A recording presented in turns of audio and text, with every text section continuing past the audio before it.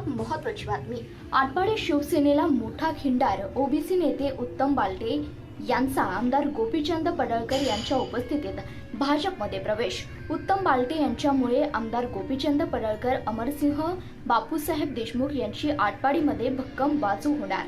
आटपाडी तालुक्यातील राजकीय घडामोडींना वेग आला असून शिवसेनेचे ओबीसीचे नेते आणि जिव्हाळा फाउंडेशनचे अध्यक्ष उत्तम बालटे यांनी आपल्या समर्थकांसह शिवसेनेला जय महाराष्ट्र करत भारतीय जनता पक्षात जाहीर प्रवेश केलाय. निंबवडे येथील प्रचार सभेत आमदार गोपीचंद पडळकर यांच्या हस्ते बालटे यांचा पक्षप्रवेश पार पडला.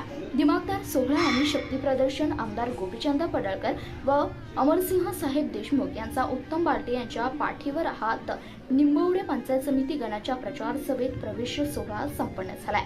यावेळी उत्तम बालटे यांच्यासोबत अर्जुन लांडगे, दशरथ नागणे, मेजर राजाराम बालटे, करण ढगे, ओमरत्न बालटे या प्रमुख कार्यकर्त्यांनी भाजपचा झेंडा हाती घेतला.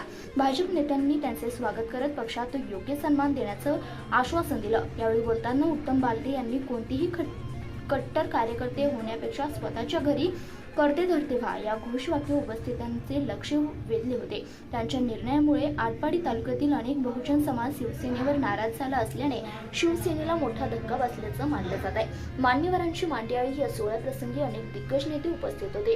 त्यात प्रामुख्याने जयवंत सरगर उमेदवार निंबवडे पंचायत समितीगण, राजेश बापू खरात जिल्हाध्यक्ष RPI, युटी जाधव नगराध्यक्ष आटपाडी नगरपंचायत, महेश देशमुख व राजू जानकर नगरसेवक, मंगेशदादा मगदूम माजी सरपंच यांच्यासह बंडू शेठ कातुरे, अजित जाधव, NP खर्जेसर, JJ Jankar, Yashwantrao Metkari, doctor BT Pinjare आणि शेकडो पडळकर प्रेमी व बापूसाहेब प्रेमी कार्यकर्ते उपस्थित होते.